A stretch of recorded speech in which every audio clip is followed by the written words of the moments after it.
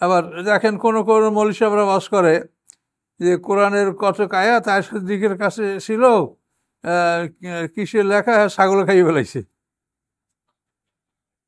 কথা বলছেন, শিয়াদের কথা এইসব। কোরআন ছাগলে খাইয়ে ফেলাইছে। ছাগল কি চামড়া খায়? ছাগল কি খাজুর গাছের ই খায়?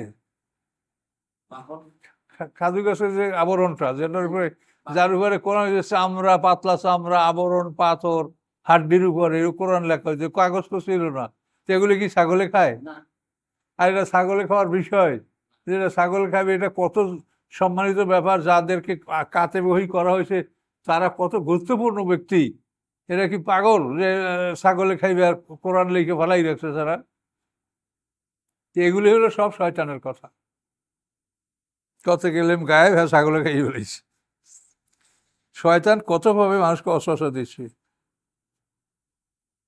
এই আয়াতের উপরে তুরস্কে যে ঘটনাটা ঘটছিল তা হয়তো আপনারা জানেন। এই জিন হুজুরদের অ্যাডভার্টাইজ দেখেন না? তাদের কত বড় সাহস, এটা হারাম কাজ, এটা টুপি মাথায় দিয়ে তারা অ্যাডভার্টাইজ করছে, যেটা আল্লাহ কোরআনে নিষেধ করেছেন এবং পরিষ্কার কোরআনে বলা আছে, রব্বানা ইসতামতা বা'যুম বিবা'যিন, জিন ইনসান একে মানুষরা বলবে। হিজির একটা অঞ্চলের নাম। এই অঞ্চলটা হলো মদিনা এবং তাবুক এর মাঝখানে একটা জনপদ। এই জনপদের নাম হিজির এবং এই জনপদে সামুদ জাতি বসবাস করত, যে জাতির পয়গম্বর ছিলেন সালেহ আলাইহিস সালাম। তো ওই জনপদের নামে আল্লাহ একটা সূরা নাযিল করছেন কোরআনে, আল হিজির। আউযু বিল্লাহি মিনাশ শাইতানির রাজীম, বিসমিল্লাহির রহমানির রহিম। আলিফ লাম রা, এটা আয়াতে মুতাশাবিহাত। তিলকা আয়াতুল কিতাব, এগুলি হচ্ছে কিতাবের আয়াত। কিতাব মানে ওই জালিকাল কিতাব, ওই যে কিতাব, এখানে ওই একই কিতাব। তিলকা আয়াতুল কিতাব, এগুলি কিতাবের আয়াতসমূহ। কোরআন মুবিন, এবং স্পষ্ট কোরআনের আয়াতসমূহ। কিতাবের ব্যাখ্যা স্পষ্ট কোরআন, কোরআন মুবিন।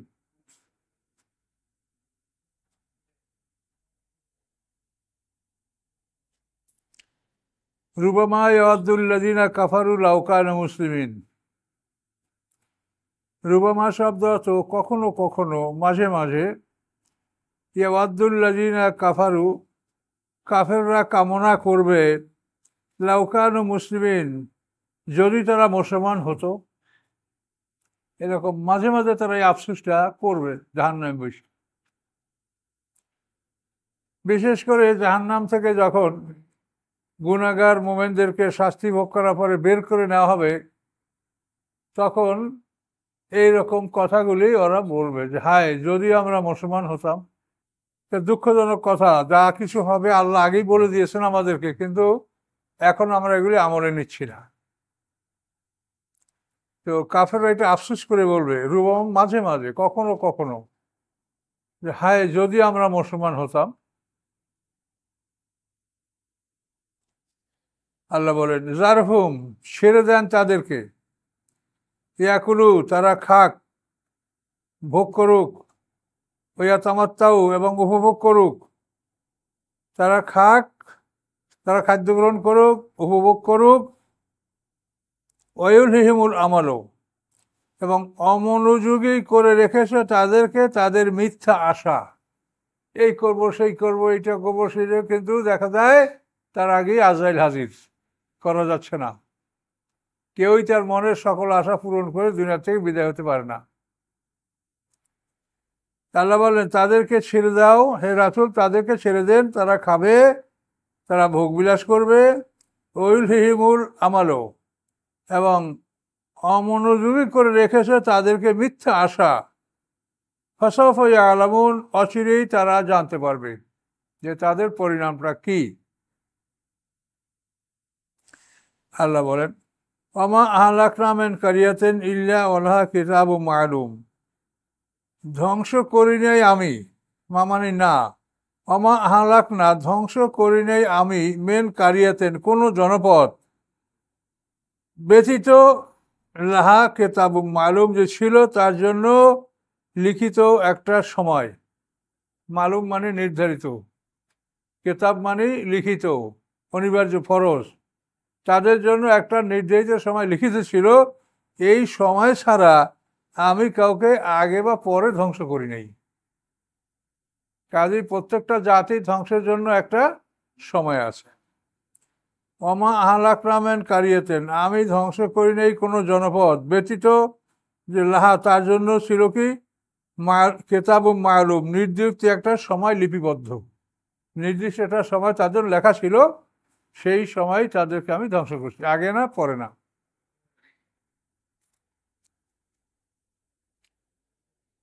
মা তাসবিকুমেন উম্মাতেন আজালহা মায়াস্তাখিরুন, আগে করা যায় না কোনো উম্মতের সময়কে, অমায়াস্তাখিরুন, এবং না বিলম্ব করা যায়। একটা উম্মতের ধ্বংসের সময় না আসলে আগে করা যায় না, আগে ধ্বংস করা যাবে না, আর সময় আসলে তাকে বিলম্ব করা যাবে না।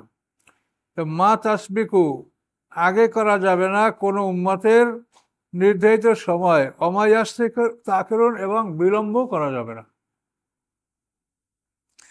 অকালু, এবং তারা বলে, কাফেররা বলে, ইয়া আইয়ুহাল্লাযী, হে ওই ব্যক্তি, ইয়া আইয়ুহাল্লাযী, ওই ব্যক্তি, নুয্জিলা আলাইহিজ যিকর, যার উপরে এই জিকির নাযিল হয়েছে, জিকির মানে কোরআন, যার উপরে এই কোরআন নাযিল হয়েছে, ইন্নাকা লামাজনুন, নিশ্চয়ই তুমি অবশ্যই পাগল। কি সুন্দর কথা। ইন্নাকা, নিশ্চয়ই তুমি, লামানি অবশ্যই, মাজনুন মানে পাগল। এই জিন থেকে জান, এই থেকে মাধ্যমে, অর্থাৎ জিনের আকর্ষণ হইলেই মানুষ পাগল হয়ে যায়। জিন যদি বেশি দিন কারোর সাথে অবস্থান করে তো পাগল হয়ে যায় মানুষ, ব্রেন ঠিক থাকে। অতি গরম ওদা, এই গরমেই মানুষের শেষ পর্যন্ত মানে জ্ঞান বুদ্ধি হারিয়ে যায়। মজনুন, জুনুন। ওই কাফেররা কি বলে দেখেন, লাউমা তাতিনা বিল মালাইকাতে, কেন না নিয়ে আসো তুমি, মামানি না, তাতিনা নিয়ে আসো তুমি আমাদের কাছে, কেন তুমি আমাদের কাছে নিয়ে আসো না বেল মালাইকাতে, ফেরেশতাগণকে, ইনকুন তামিনা সাদিকিন, যদি তুমি হও সত্যবাদীদের অন্তর্ভুক্ত। বুঝতে পারছেন? লাও, যদি, মানে কেন, মা তাতিনা, নিয়ে আসো না তুমি আমাদের কাছে ফেরেশতাগণকে, ইনকুন তামিনা সাদিকিন, যদি তুমি হও সত্যবাদীদের অন্তর্ভুক্ত। এখন ওদের এই কথা আল্লাহ কি জবাব দিচ্ছেন? আল্লাহ বলছেন, মা নুনাজ্জিলুল মালাইকাতা ইল্লা বিল হক, আমি নাজিল করি না ফেরেশতা সত্য সহকারে ব্যতীত। ইল্লামের ব্যতীত, বেলহক সত্য সহকারে, সত্য মানে আযাব, শাস্তি। ফেরেশতা আমি শাস্তি নিয়ে পাঠাই। ফেরেশতা এমনি তোমাদের সাথে মোলাকাত করতে যাবে না, দেখা করতে যাবে না, শাস্তি নিয়ে যাবে। মা নুনাজ্জিলুল মালাইকাতা, আমি অবতীর্ণ করি না ফেরেশতা ব্যতীত বেলহকে, শাস্তি সহকারে ছাড়া। বেলহকে মানে বেল আযাবে, শাস্তি সহকারে ছাড়া এমনি আমি ফেরেশতা পাঠাই নাই। আমা কানু এদা মুনজারিন, এবং হবে না তারা তখন মুনজারিন মানে অবকাশপ্রাপ্ত, যে তাদেরকে ঢিল দেওয়া হবে, অবকাশ দেওয়া হবে, এটা আর হবে না।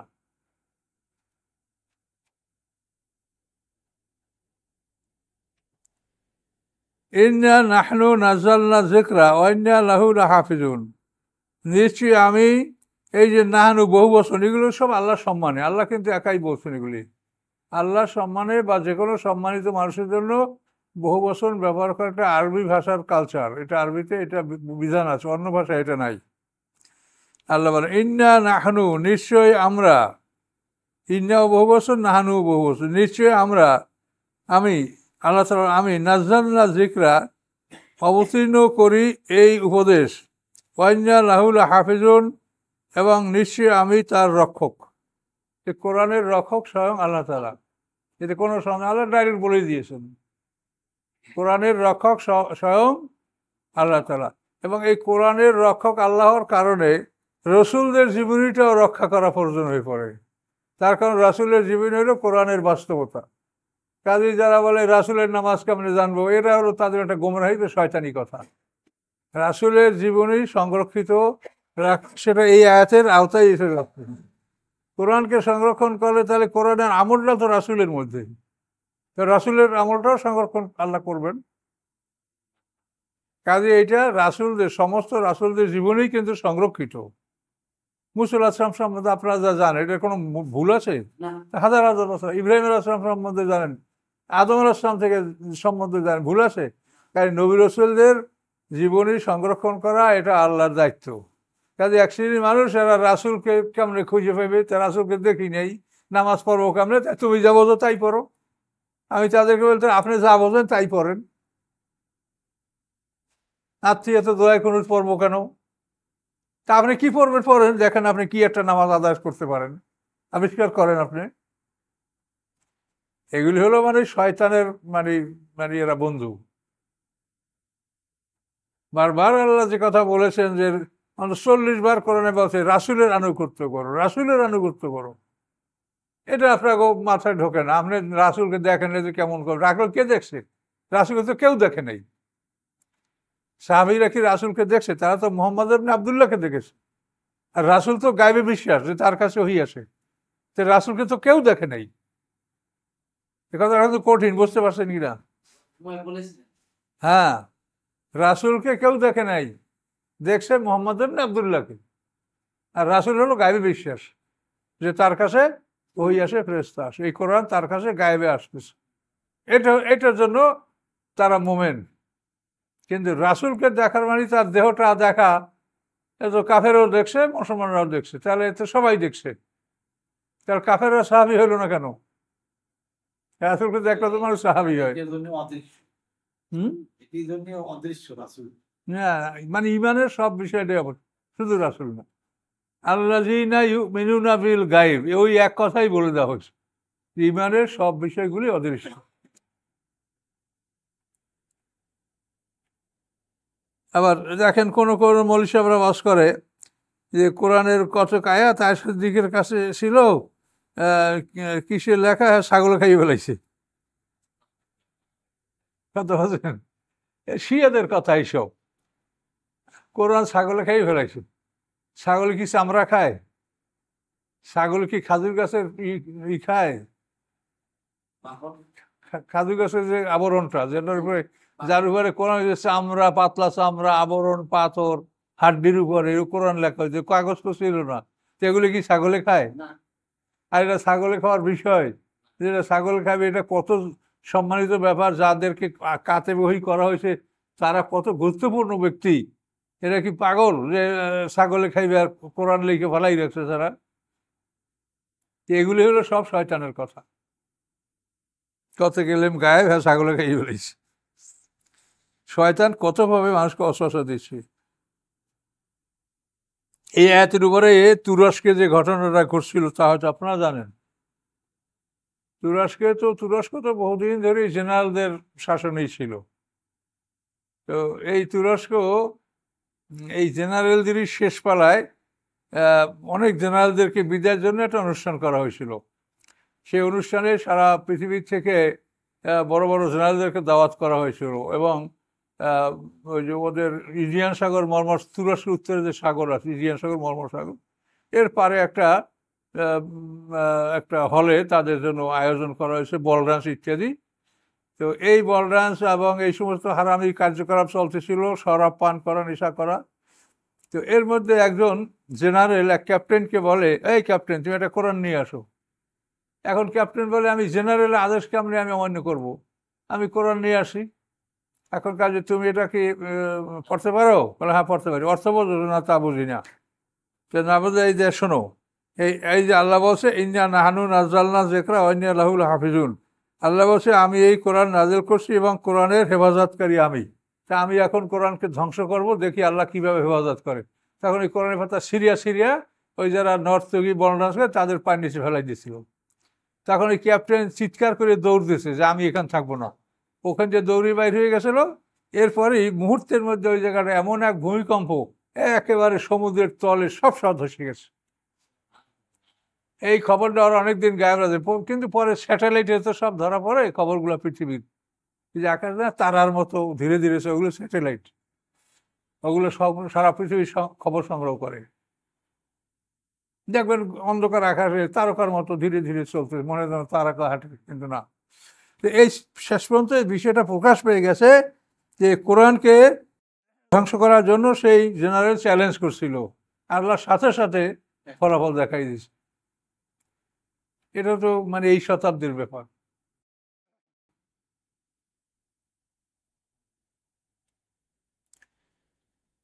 ওয়ালাকাদ আরসালনা মিন ক্বাবলিকা ফি শিয়াইল আউয়ালিন, আল্লাহ বলছেন নিশ্চয়ই পাঠিয়েছি আমি আপনার আগে, শিয়া মানে দল, আউয়ালিন মানে পূর্ববর্তী, পূর্ববর্তী দলগুলোর উপরে আমি রসুল পাঠিয়েছি এর আগে।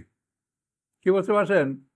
লাকাদ মানে নিশ্চয়ই, আরসালনা আমি পাঠিয়েছি, মেন ক্বাবলিকা আপনার আগে, ফি শিয়াইন, শিয়া মানে দল, ফিমেন দলগুলির মধ্যে, আউয়ালিন পূর্ববর্তী, পূর্ববর্তী দলগুলির মধ্যে আমি আপনার আগে আসমানি কিতাব পাঠিয়েছি। মায়াতিহিম মির রাসূলিন ইল্লা কানু বিহি ইস্তাহজিউন, মায়াতিহিম আসে নাই তাদের কাছে, মির রাসূলিন কোন রাসূল, ইল্লা ব্যতীত, কানু বিহি ইস্তাহজিউন ছিল তারা তার সাথে উপহাস করতে। বুঝলেন নাই? কোন রাসূল আসে নাই এমন যে তাদের সাথে তারা উপহাস করে নাই, এলো সোজা বাংলা। কিন্তু আপনি শব্দ করলে আসে নাই তাদের কাছে মের রাসূলেন কোন রাসূল ব্যতীত, যে ছিল তারা তার সাথে উপহাস করতে, তার সাথে তারা উপহাস করতে ছিল। কাযালিকা নাসলুকু ফি কুলুবিল মুজরিমিন, এভাবেই চালিয়ে দিয়েছি আমি মানে ওই উপহাস, ওরা যে উপহাস করতো ওই উপহাস আমি চালিয়ে দিয়েছি ফি কুলুবিল মুজরিমিন, অপরাধীদের অন্তরের মধ্যে। কাজেই পরবর্তী অপরাধীরাও ওদের মতো এরকম উপহাস করবে। সালাক মানে চালিয়ে দেওয়া, গেঁথে দেওয়া। কাযালিকা নাসলুকু, এভাবে আমি গেঁথে দিয়েছি এই উপহাস, মানে উপহাস, ফি কুলুবিল মুজরিমিন, অপরাধীদের অন্তরে। উপহাসটা আল্লাহ গাইতে দিছে। লা ইউমিনুনা বিহি, তারা ঈমান আনবে না আসমানি কিতাবের উপরে। ফাকাদ খালাত সুন্নাতুল আউয়ালিন, অবশ্যই অতীত হয়েছে নিয়ম পূর্ববর্তীদের। পূর্ববর্তীদের নিয়ম অতীত হয়েছে, তারা ঈমান আনে নাই, এরাও এরকম ঈমান আনবে না। পূর্ববর্তীদের ধ্বংস হয়েছে, এরাও সেভাবে ধ্বংস হবে। ওয়ালাউ ফাতাহনা আলাইহিম বাবাম মিনাস সামা, যদি আমি খুলে দিতাম, ফাতা মানে খোলা, এই যে ফাতিহা পড়েন না আমরা, ফাতিহা, ফাতিহা মানে ভূমিকা, মানে ওইখান থেকে প্রিফেস উন্মুক্ত করা হয়েছে, কোরআনকে ওপেন করা হয়েছে, এই জন্য নাম ফাতিহা। ফাতিহা শব্দ তো খোলা।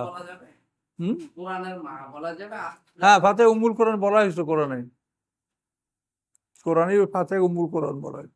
ওয়ালাউ ফাতাহনা আলাইহিম, যদি আমি খুলে দিতাম তাদের উপরে, বাবাম মিনাস সামা, আকাশের একটা দরজা, ফাজাল্লু ফিহি ইয়ারজুন, এবং তারা যদি আকাশে আরোহণ করতে শুরু করতো। জল্লু এটা ফেলে নাকেস, মানে সাহায্যকারী অক্সিলারি ভার্ব। ফাজাল্লু ইয়ারজুন মানে তারা আরোহণ করতে শুরু করতো, ফিহে ওই সিঁড়ির মাধ্যমে, ওই দরজার মাধ্যমে। আল্লাহ বলেন যদি আমি তাদের জন্য খুলে দিতাম একটি দরজা আকাশের, ফাজাল্লু ফি ইয়ারজুন, এবং তারা উহাতে আরোহণ করতে থাকতো। জল্লু ইয়ারজুন দুইটা মিললে এক অর্থ। জল্লু এটা সাহায্য, অক্সিলারি ভার্ব বলা হয়, ফেলে নাকেস বা সাহায্যকারী ফেল। এবং ওই দরজা দ্বারা যদি তারা আকাশে আরোহণ করতে শুরু করতো, উঠতে শুরু করতো আকাশে, তাহলে কি বলতো? ইন্নামা সুক্কিরাত আবসারুনা, লাকালু, অবশ্যই তারা বলতো, কি বলতো? ইন্নামা সুক্কিরাত আবসারুনা, নিশ্চয়ই জাদু করা হয়েছে আমাদের চোখে। বাল নাহনু কওমুম মাসহুরুন, বরং আমরা একটি জাতি, মাসহুরুন যারা জাদুগ্রস্ত, যাদের সবাইকে জাদু করা হয়েছে। কাজে আকাশে যে আকাশের দৃশ্য, ফেরেশতা, এগুলো দেখলে তারা বলতো যে আমাদের চোখে জাদু করা হয়েছে। ওয়ালাকাদ জাআলনা ফিস সামাই বুরুজা, নিশ্চয়ই আমি সৃষ্টি করেছি আকাশে বড় বড় গৃহ। বুরুজ মানে বড় বড় নক্ষত্র, উজ্জ্বল নক্ষত্র। বুরুজ মানে ম্যানসন স্টার্স, তারকাদের বড় বড় বাড়ি। নিশ্চয়ই আমি সৃষ্টি করেছি আকাশে তারকাদের বড় বড় গৃহ। যাইয়ান্নাহা, এবং সুসজ্জিত করেছি, সুসজ্জিত করেছি হ্যাঁ আকাশকে, লেন নাজিরিন, দর্শকদের জন্য। নাজিরিন মানে যারা তাকায়, দর্শক, দর্শকদের জন্য আমি আকাশকে সুন্দর করে সাজিয়েছি, দেখতে খুব ভালো লাগে অন্ধকার রাত্রে আকাশ। ও হাফেজনাহা মিন কুল্লি শাইতানির রাজিম, এবং রক্ষা করেছি আমি উহাকে, মানে ওই মানে বুরুজগুলোকে, তার উজ্জ্বল নক্ষত্রগুলিকে, বা ওই আকাশকে আমি রক্ষা করেছি, আকাশকে মিনকুল্লে শয়তানের রাজিম, সকল অভিশপ্ত শয়তান হতে। সকল অভিশপ্ত শয়তান থেকে আমি আকাশকে সংরক্ষণ করেছি, মানে আকাশে শয়তান যেতে পারে না, আকাশের কোনো কথা তারা শুনতে পারে না।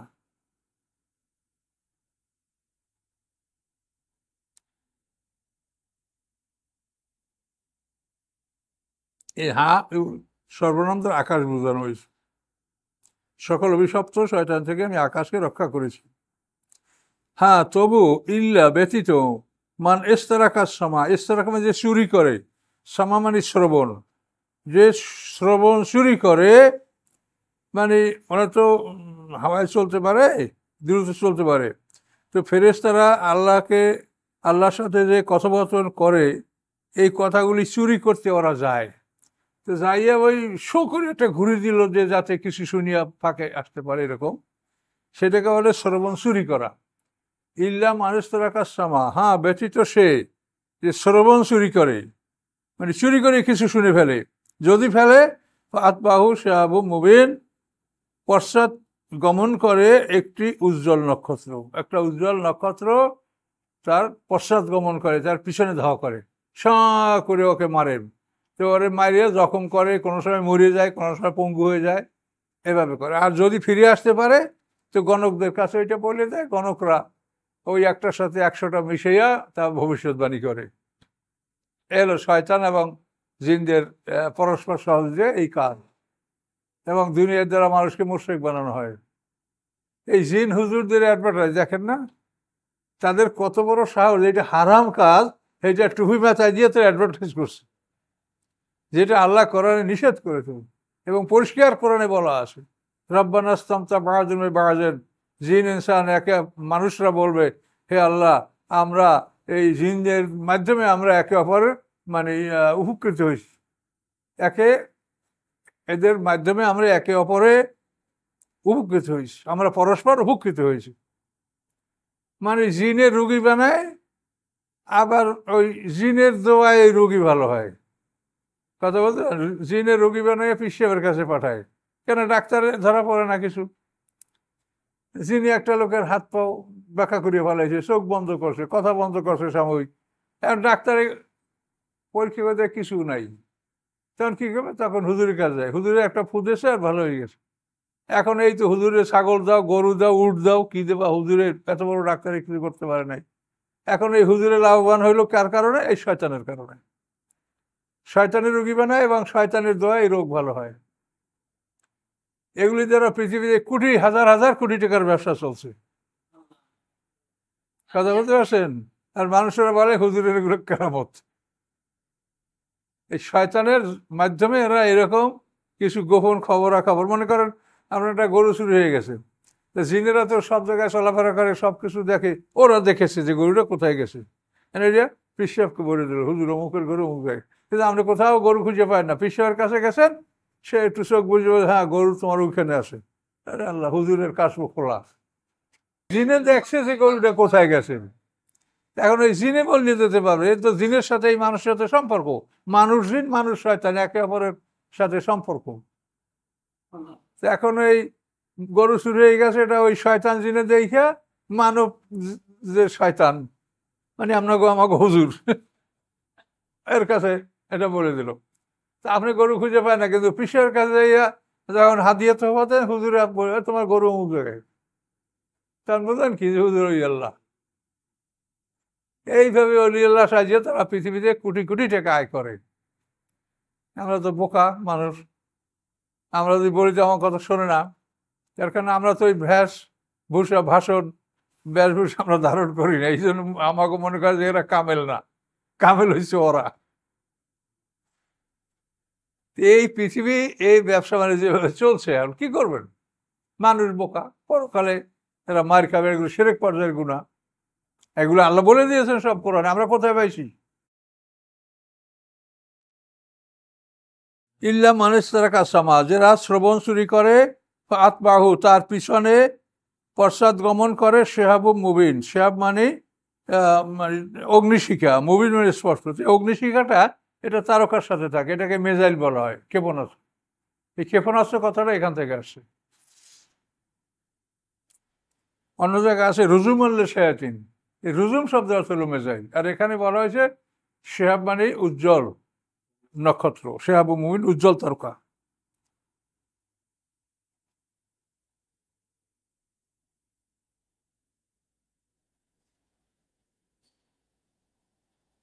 অগ্নিশিখা যেটা নক্ষত্রের সাথে থাকে।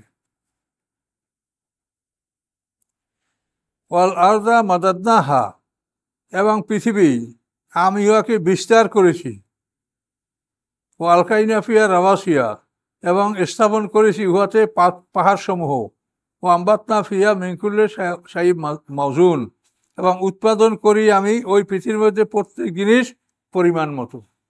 পরিমাণ মতো সব জিনিস উৎপন্ন করে না, যাতে অপচয় না হয় আর ঘাটতিও না হয়। প্রয়োজনে অধিক করলে সেটা অপচয় হয়ে যাবে, আর কম হলে অভাব হবে। এই জন্য মেনকুল্লে সাহেব মাউজুন, নির্ধারিত পরিমাণ মতো পৃথিবীতে আমি সব কিছু উৎপন্ন করি। উৎপন্ন দ্রব্যটা এই এখন পৃথিবীর মানুষ হলো 800 কোটি, আর এই পৃথিবীতে মানুষ যখন 2 জন ছিল, তখন যদি এই পরিমাণ পৃথিবীতে উৎপন্ন দ্রব্য হইতো তো সব ফসে যেত পৃথিবীতে। এই জন্য যখন যেটা প্রয়োজন তখন সেই পরিমাণ পৃথিবীতে উৎপন্ন করা হয়। আমরা বাল্যকালে মানে আমাদের প্রথম জীবনে আমরা 2-3টা জামা আমরা গায়ে দিতে পারি নাই, আর এখন এমন কোনো মানুষ নেই যার 20-50টা জামা না আছে। এখন এই যে অবস্থাটা সব ব্যাপারেই, আগের মানুষ আমরা নিজেরা যেটা দেখছি, পাকা কলা কাইটে নিলে তারপর যে ভিতরে যে ইটা থাকে ক্যাঞ্জাল, কি বলেন, তো ওটাকে সাথে সাথে গরিব মানুষেরা ওটাকে খসাই নিয়ে যেত খাবার জন্য। বাড়ির আঙ্গিনায় কচু গাছ থাকতো না, সব কচু কাটিয়ে মাসি নিয়ে যেত খাবার জন্য। প্রতিবেশীরা হাড়ি রেখে যেত ফ্যান নেওয়ার জন্য, পান্থা ভাতের পানি নেওয়ার জন্য, এগুলো তো আমরা সচক্ষে দেখি। আর এখন ফকিরকে গোশ দিয়ে ভাত না দিলে খায় না, আর গরম ভাত না দিলেও খায় না।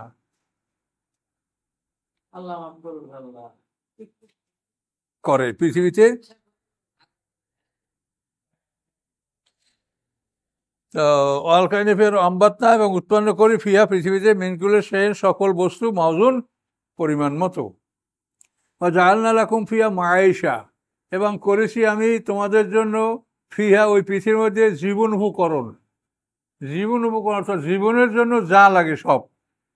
অমান লাস্তুমুলাউ বেরাজিকিন, এবং তাদের জন্য করেছি যাদেরকে তোমরা রিজিক দিতে পারো না।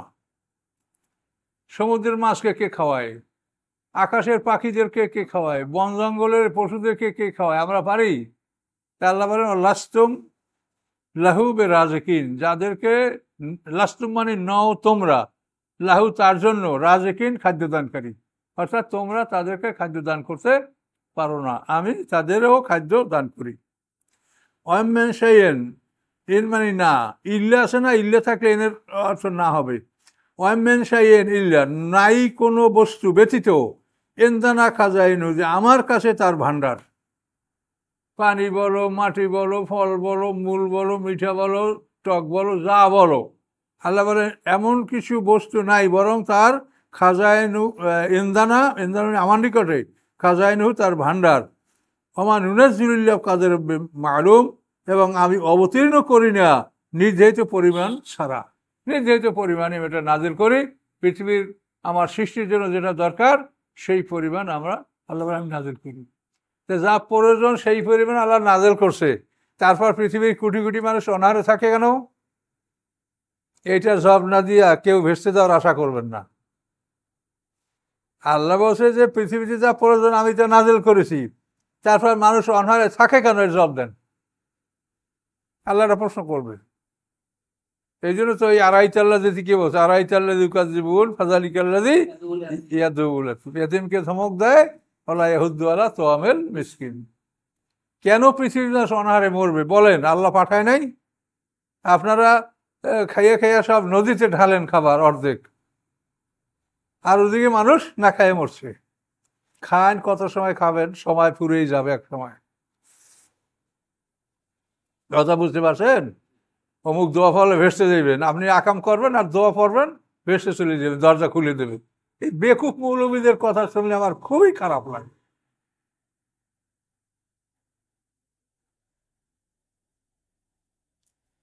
এগুলোরও প্রশ্ন যেটা আপনি ডাইরেক্ট করে না বলছেন। দিনকে অস্বীকার করে কারা? যারা এতিমকে ধমক দেয়, মিসকিনকে কিভাবে খাওয়াতে হবে তার পরিকল্পনা গ্রহণ করে না। এটার পরিকল্পনা লাগবে না যে এই পৃথিবীতে এতগুলো মানুষ, এর মধ্যে অভাবগ্রস্ত মানুষ কতগুলো, আমাদের কাছে কত সম্পদ আছে, আমরা খাচ্ছি তারা খাবে না কেন, কেন পৃথিবীর অনাহারে মারা গেল, এই জবাব না দিয়ে কোনো এই ক্ষমতা আমরা ভেসে দিতে পারবে না। আল্লাহ ডাইরেক্ট কোরআনে বলছে ইউকাযিবুবিদ্দিন, দিনকে যদি অস্বীকার করে তো তার ভেসে দেওয়ার কোনো প্রশ্ন আছে? আর ওয়াইতাল্লাযী ইউকাযিবুবিদ্দিন, দিনকে সে অস্বীকার করছে, দিনকে অস্বীকার করলে তার আমলের কি মূল্য আছে, কি প্রয়োজন আছে? আপনি আগে দিনের মধ্যে আসবেন, তারপর আমল করবেন। তার দিনকেই যদি অস্বীকার করেন তাহলে আপনার আমলের কি প্রয়োজন আর কি মূল্য? এগুলো বোঝার জন্য এগুলো কোরআনের শিক্ষা, এগুলো ভালো করে বোঝেন। কিছু করতে না পারেন, মনের মধ্যে যেন একটা জ্বালা যন্ত্রণা থাকে যে আমারও দায়িত্ব আছে, আমি যতটুকু পারি ততটুকু করি।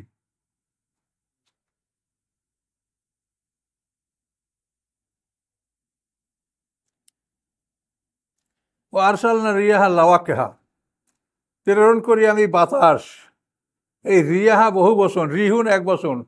এই রিহুন এক বচন যদি হয় তো সেখানে হবে শাস্তির বাতাস, আর রিয়াহা বহু বচন আইলে সেখানে হলো শান্তির বাতাস। এটা মনে রাখবেন। আমি প্রেরণ করি রহমতের বাতাস, আপনি এই তর্জমা করতে পারেন। আমি প্রেরণ করি রহমতের বাতাস, লাওয়াকেহা, যে মেঘকে গর্ভবতী করে অথবা মেঘ বহনকারী। লাওয়াকেহা শব্দের লাকে অর্থ মানে যে গর্ভ ধারণ সঞ্চার করে। তো বাতাসে মেঘের মধ্যে গর্ভ সঞ্চার করে, অর্থাৎ এই ঠান্ডা বাতাস মেঘের সাথে মিললে জলীয় বাষ্পটা পানিতে পরিণত হয়, এটাকে লাওয়াকেহা বলা হয়েছে। গর্ভ সঞ্চারকারী মেঘ না বাতাস, গর্ভ সঞ্চারকারী বাতাস, যেই বাতাসে মেঘের সাথে স্পর্শ হয়ে মেঘকে মানে গর্ভবতী করে, অর্থাৎ পানি বোঝাই করে। পরে ওই পানিটা পৃথিবীতে আসে, তাতে আবার পৃথিবীটা গর্ভবতী হয়, হইয়া পৃথিবী ফাইটা ফাইটা সব উৎপাদনগুলি পৃথিবী থেকে বাইরে হয়। এই লাওয়াকেহা শব্দটা অর্থ কিন্তু গর্ভ সঞ্চার করা। তো রহমতের বাতাস যা গর্ভ সঞ্চারকারী, অর্থাৎ মেঘের জলীয় বাষ্পকে পানিতে পরিণত করে।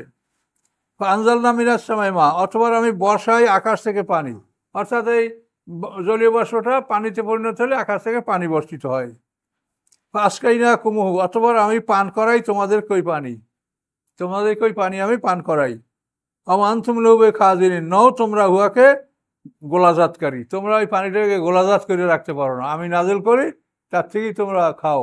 এক বছর বৃষ্টি না হলে দেখবা যে তোমাদের কাছে আর পানি নেই, কাজে পানিটা আকাশ থেকেই নাজেল হয় এবং সেটা মাটির মধ্যে আল্লাহ রাখেন, আবার সেখান থেকে আমরা বের করে করে ব্যবহার করি। অমান্তুম লহুবে খাজিন, নও তোমরা উহার গোলাজাতকারী।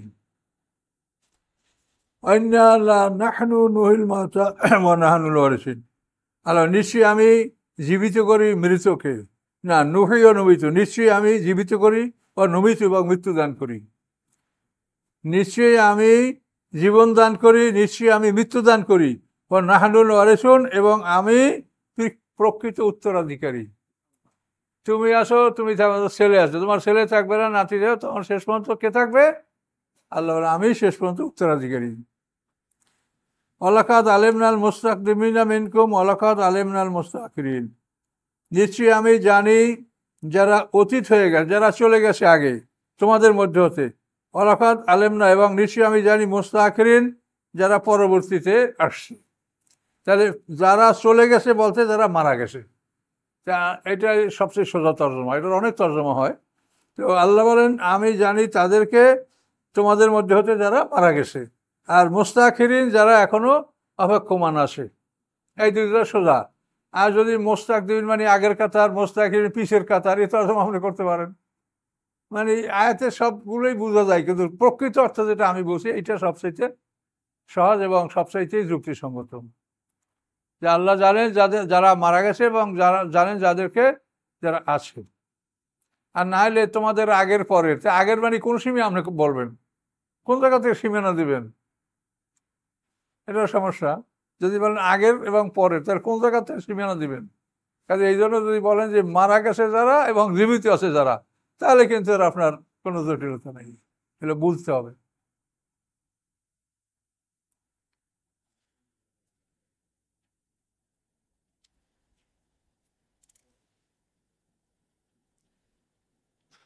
ইন্না রাব্বাকা ইয়াহশুরুহুম ইন্নাহু হাকীমুন আলীম, নিশ্চয়ই আপনার রব তিনি ইয়াহশুরুহুম তাদের সবাইকে একত্রিত করবেন।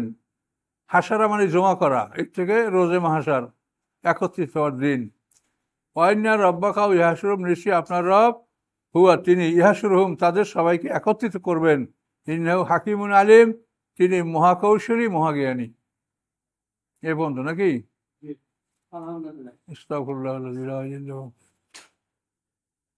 কোরআন কত সুন্দর লাগে দেখেন তো, এর চাইতে কি আছে পৃথিবীতে সুন্দর?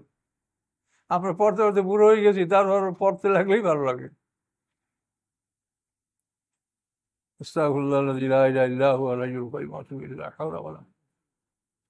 اللهم صل على محمد وعلى آله كما صليت على إبراهيم وعلى آل إبراهيم.